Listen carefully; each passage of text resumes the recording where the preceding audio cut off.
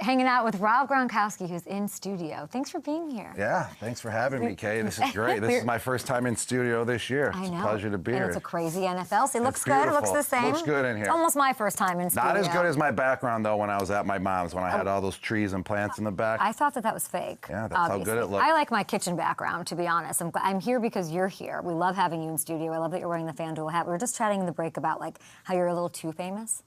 Yeah, just like I think I'm too big. That's what it is. Because even if I go over to Europe and stuff, like people don't know who I am, but they look at me and they stare at me and then they ask, "Oh, what basketball team do you play for?" Oh, that's what you get? Yeah, basketball all the time. Yeah. And then I always just make up a story. Oh, I was in the D League. I didn't make it all the way to the NBA. Yeah. Like, what team though? What team? And they just keep trying to egg me on because they think I play in the NBA. Julian's the perfect amount of famous. Yes, Julian is the perfect amount of famous. Julian is the ideal amount of famous. And height, too, because he can go anywhere and just put a hat on. He just looks like a good-looking guy. You're like, oh, he just looks successful. But if you wanted to look like ratty, he could and like get through the airport untouched. Tom is a tough one for me. Yes. He's not. How tall is he? Like 6'3"? He's about 6'4", 6'5". He's super tall. But Tom, I remember one time when I lived in Tribeca, I was walking down the street on like a random Tuesday from Whole Foods, and he was on the street. Well, and he's like trying to be incognito. And I was like, Tom, get a grip. Because he just looks, it's not about his height or even his frame. Yes. He just kind of looks like an airbrushed GQ model walking. He really does. Like he looks like a Mac. And I was like, you can't. How is he trying to be incognito? Because like when I try to be incognito. He incognito. wasn't strutting. He was trying. I put the hat down. He had glasses on, on, but he like looked too good. And I was like, Tom, you literally do better. Like you look famous. I mean, he may never be able to trick you because you know who he is and you're covering him all the time.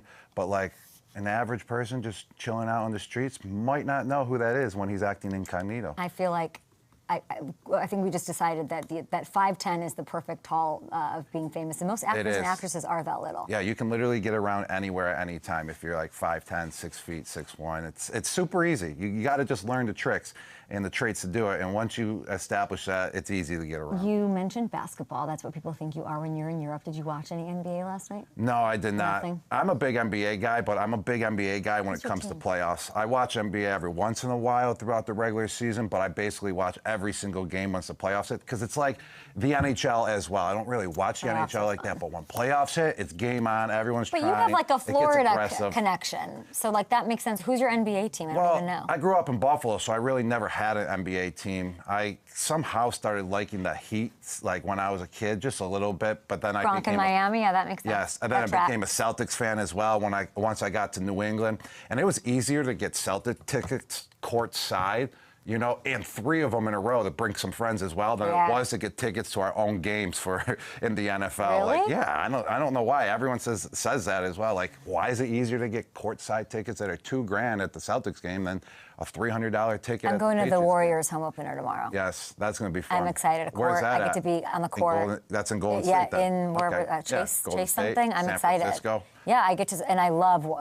I go to very few NBA games, but the vibe will always be great up there. I think I've been to 1 game up there. Okay, I want you to rate these dunks. You didn't have to see action. They were dunks last night. Okay, 1 to 10, since you're Gronkstone, Rocky Gronkstone. Here's one from I believe Kevin Durant. Let's take a look. Durant's still dunking out there? At 37 and young, and he's holding babies. He's so cute. What do you think? Well, the dunk's not that impressive, but what's impressive about it is that he's going through the lane at full speed. Oh, okay. And he's athletic enough to grab it, catch the pass and go right up and slam it. So nobody's cheering. Nobody gets that. Athleticism of the dunk, about a 8 out of 10 to be able to just be flying through the lane like that, break through the lane and dunk it. The dunk, that's just an average dunk. 2 hands just going up in the air. So 8 out of 10 for the athleticism that led to the dunk. That is our FanDuel family member, Kevin Durant. How about this? Thunder's Aaron Wiggins over Clint Capella? All right. What do you think? Let's check it out. He's going through the lane. See, now that's a little bit more difficult than what Kevin Durant did because he has to go through the lane now and he has to jump above a guy. So I give that about a 9 out of 10. That's a power slam right there. And every time you go to the hoop, that's how you got to attack the hoop if you want to score. You got to go up with vengeance. And that's how I played the game when I was in high school. Whenever there's a rebound, whenever I went up for a dunk, Rocky Gronkstone went up with vicious vengeance and put that dunk down like no one's ever seen before at the high school level. We had an NFL dunk. Did you see? No, I didn't. I'll let Oh, Jimmy I did. JSN, Yes, yeah. So it's JSN. Monday night. What would you... By the way, this is the best receiver in the National Football League. Yes, he looks very athletic with that dunk. He's not that tall either. What is he? Perfect I don't famous know. height? Good question. 5'10"? Is he 5'10", Yeah. Hammy? Harrison. He looks like he's about 5'10". Harrison, say hi to Gronk. Harrison, where are you at? He's You gotta gotta be wake up, buddy. 5'11". Wake up, Harrison. Yeah, why don't you ever come into work, Hammy? Yeah. That's a good question. Yeah, maybe I'll come in there at some point soon. But yeah, Jackson Smith-Njigba is 6 feet tall. Oh. See, So- Harrison, as a stat guy, you got to be more on point. You got to be more ready to go. You're right. Wow. You got about 5 seconds to answer questions and look up stats when you get the question coming towards you. All right. So you're You're giving right. that I to... fell asleep at the wheel a little bit. That's on me. What are you giving him, Gronk? All right, I'm going to give him. I mean, that's impressive being 6 feet tall, and I think how tall is a field goal post? I've always wondered that. Is it 10 Hammy, feet or you is got it 5 10 feet? seconds on the All right, clock. come on. Come on. In the Hamilton. meantime, my How dad just tall is a texted field me. goal post? My dad just goes, "Fun Gronk day. Love his FanDuel Yes. hat." Hello, Chester. Kay's dad. How you doing? Chester. Appreciate the support, Chester. My dad thinks you're like fluent in Polish and like that's all he not cares at about all. now. I just know the Don't word ruin his dream. kielbasa. Don't ruin his dream. Yeah. Kielbasa, Dad. See? Kielbasa. Harrison, what do you got? Yeah, so the goalposts are 10 feet high, so same height as an NBA. All right, so I give that a 10 out of 10. It looked impressive. It looked athletic, and We he need had that. a little windmill behind it too. So for JSN to be able to do that and get up like that, and also willing to take the freaking fine. Oh, that's a fine right there. That's Really? a $15,000 fine, I think. Yeah, you get flagged Harrison? and fined because you're not allowed to dunk on the goalpost. Why do I know that? Because Jimmy Graham is the Used one to do it, yeah. that used to do it, and then they put the rule in, implemented the rule because he was dunking too much, and I still don't know why they implemented that rule. Like, what's so bad about dunking on the goalpost? I don't know. Yeah, I don't know either. I just like that he's got this like swag all of a sudden. Yeah, he looked good 'Cause doing he's it. kinda quiet. That's why it's a 10 out of 10, because he looked good doing it. I love it. Fox NFL Sunday, you looked great. You called Thank the you. Bucks the best team in the league, and then I Monday sure night did. happened. Hey, come on. Why you got to bring that up? I knew that was going to get brought up. Okay, though. Baker But looked off. Here's the pressure was vengeance. crazy. The Lions are great.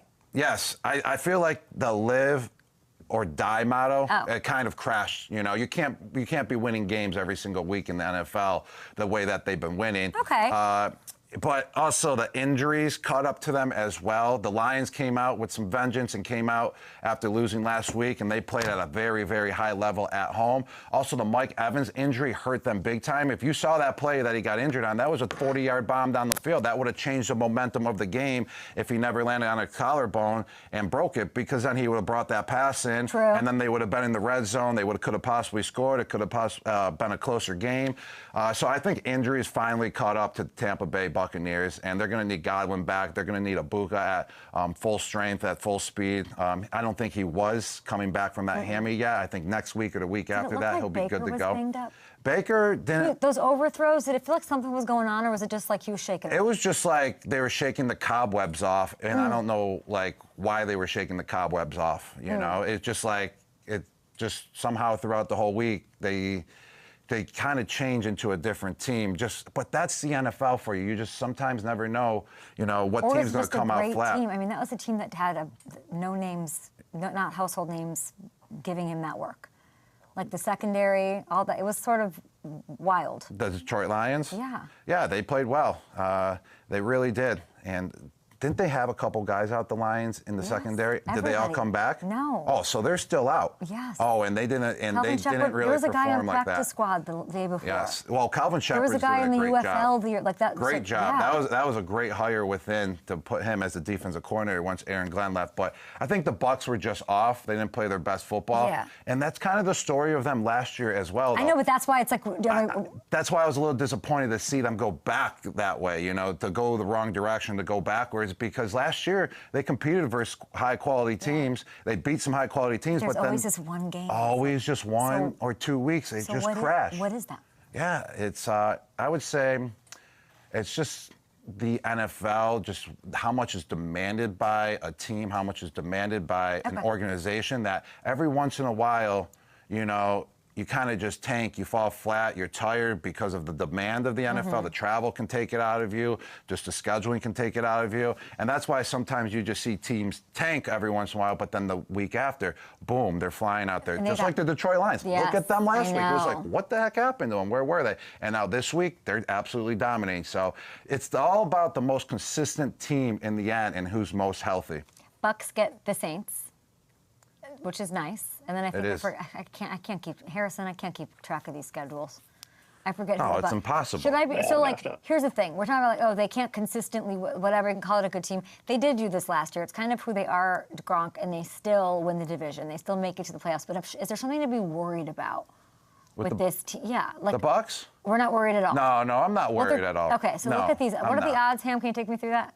Super Bowl, maybe? Just a hiccup week. It happens. Yeah, so they have a bye week after the Saints, which is good timing for them. And then as far as the NFC odds, they are behind the Seahawks right now, plus 1,300. So they are 7th in odds to win the NFC right now after that loss. And they're plus 3,000 to win the Super Bowl. Can we see the Super Bowl odds? What do you think, Gronk? I think that's fair right now. Really? The Kansas City Chiefs, they're a totally different team than they were at the beginning of the year, especially with Rashee Rice back now. The field has opened up. Yes. Yeah, tremendously. The middle of the field's now open. The deep ball's there. They shut out the Las Vegas Raiders as well, which is hard to do because that's a division opponent. I don't care if you're not a good team in the division, but you know each other so well. So usually the games are closer and more competitive. So you got to tip your hat to the Chiefs right now for turning it around from beginning of the year. So I see them at the number one slot, plus 500. That makes sense to me. I mean, Detroit being number 2, though, after, that loss, what do you think? 2 weeks ago. Who should be above them? Oh, Packers are number 1 in the NFC. I don't know if NFC is a weird place, Gronk. I'm not really sure about the Packers right now. Oh, Lions above the Packers. I'm just not. They're a little up and down. They haven't won any games where it's very convincing. So you're like, yes, agreed. At the beginning of the year, the defense was convincing. The first 2 the you're like, oh my Lions, gosh, let's go. They're going to win it all. No. And then they fell off a little bit, and now their wins aren't convincing at all. They're not like squashing no. teams. So my question is, then pull that back up. Who would you put Lions so would you put Eagles above them? Rams. Ooh. Rams, honestly. I would drop the Buffalo Bills down right now, actually. They're at number 3, losing the last 2. Are they on bye week right now? I don't think they played this week, did they? They didn't play. They're coming back. Yeah, they're coming off of a bye. They've got the Panthers. I would drop them down a little bit between the 6 to 10 slot. And I really like the Rams, though. The Rams need to be boosted up to I would say top 5 for sure. I put the Eagles up a little bit high, but the underdog that no one would ever thought this year is the Indianapolis Colts. Love them. Have they played anyone very solid yet?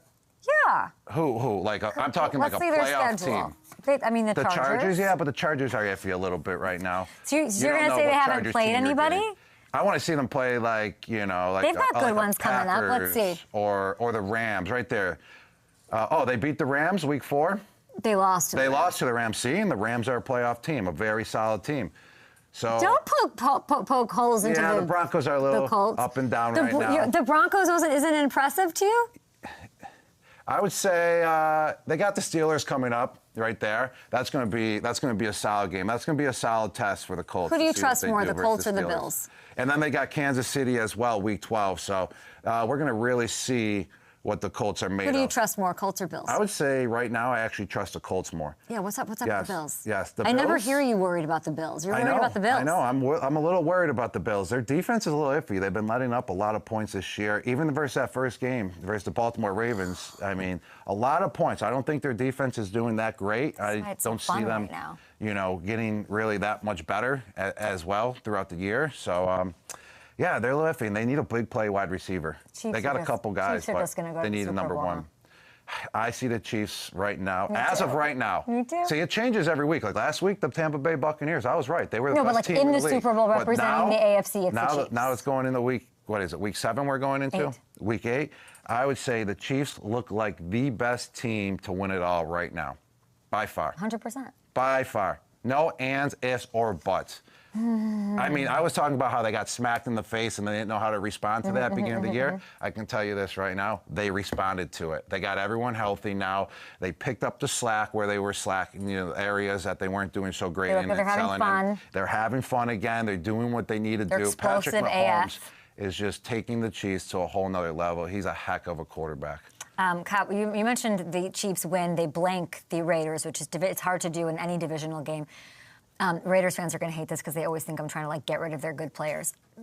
Maxx Crosby. Okay, there are reports that the Cowboys have called up his team and the Raiders and said, hey, what does this mean? What does even asking about Max say about this team? When they just, what do you think?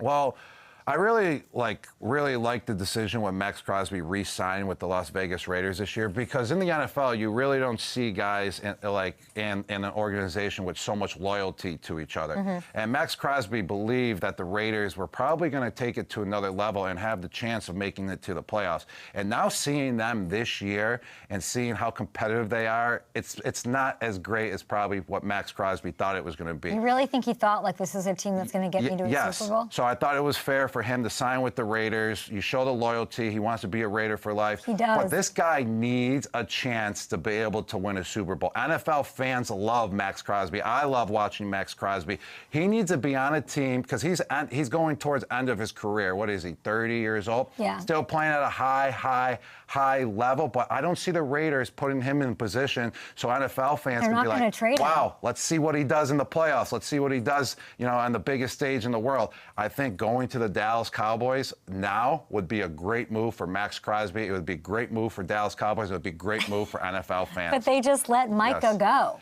Yes. So that seems a little silly to me, no? It is, it is a little silly, but now they're seeing the hole that they have, the gap that they have, because they let Parsons go. So can they fill it with Maxx Crosby and save? And they would save $12 million. That's fair. Yes, okay, you're all about. Micah was $48 million. You got to take the commercial flight with the pod, exactly, and not the private flight. Yes, I guess. And Maxx Crosby can still make the same impact as Micah, on the Dallas Cowboys. Gronk, do you know that if I was you, I would never work a day in my life? Yeah, but okay, just sitting at home and doing nothing can drive you absolutely crazy. So how about travel? Travel is actually why I don't work every day in my life, because travel is a little bit too much. I like to travel, but traveling too much is it's. I think it is incredible that you work. Yeah, I mean, truly incredible. Thank you. I appreciate that. I want to ask you about this game we've got. Oh, the Broncos. The Cowboys, Broncos. 3.5 underdogs at Broncos. You just said the Broncos are iffy. They are. Yeah, they're iffy. I was just saying people might be watching that don't agree with you. So what do you think about the Broncos? Why they're iffy? Yeah. Their offense. That's why. Their defense is great. Their offense just disappears at times. And they once again, they disappeared for 3 quarters, and then boom, they showed up in the fourth quarter. If they can show up like half of what they did in the fourth quarter versus the New York Giants throughout the whole game, then they're going to be a solid football team that's going to be a contender. But once, that offense, proves that they can do that, then we can be talking about them as a top contender and possibly winning the division with the Chiefs in it, but or at least getting a wild card spot. Cowboys 3.5-point underdogs. Who gets the win on Sunday? I'm going with the Dallas Cowboys because they're on fire. They're good. It's just clicking. I love watching them. Dak, you got to appreciate what he's doing right now. The way that he's throwing the ball. CeeDee Lamb is back. You just see how big of an impact that he makes. And George Pickens is there as well. And Steelers miss him. The Steelers miss him, but at the same time, I don't think he was the right fit for the Steelers. You just got to find the right fit for you. How was he not the right fit for the Steelers? Because it was just, Aaron Rodgers to George Pickens? Yeah, but sometimes I agree. That would have been a great combo. I think the Steelers could have used him, but sometimes you just need a change of atmosphere, Kay. A change of organization. Can we see MVP odds for Gronk? Yeah, let's check them out. Gronk needs a water, too, I think. Let's check them out. Can we get Gronk a water? Yeah, I need a water. I know. I'm talking I can tell. 20 minutes straight. I can tell. I'm sorry. Worked out this morning. I'm a little dehydrated. You did? Yeah. Who are you? Okay, here's your MVP odds. Is Dak on here? No. Where's Dak? What are Dak's odds, Harrison?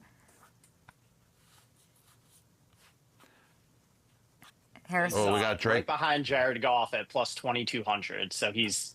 I like that. How is Dak not in there in the top, 6 right now? It's right off the. I like that value though. If y'all are having fun at FanDuel Sportsbook, I think Gronk and I are suggesting that you should maybe go in the direction of Dak because he looks incredible. And this is the first year either where there's no skill player that's kind of tapping themselves into the top, 6 or 8. Slots. Usually Saquon Barkley was, hey, should he win MVP last year? There's really no skill player going off like that. JSN, possibly, he might be able to get into some MVP. Drake May, though? Votes, but I'm not sure, but yeah, Drake May, he's playing great ball. But top three? MVP. Top three? What do you think? Oh, I mean... Stafford's playing the best ball of his life yes. right now. What did he throw for? 5 touchdowns last week? Yeah, he's insane right now. He Not is. I turning the really ball like over, what the no Rams Puka. are doing. So maybe, yeah, we like Dak. We like the older guys. Okay, let's take a break actually, and let's take a break. Where's that water? Yeah, let's take I a need break that water.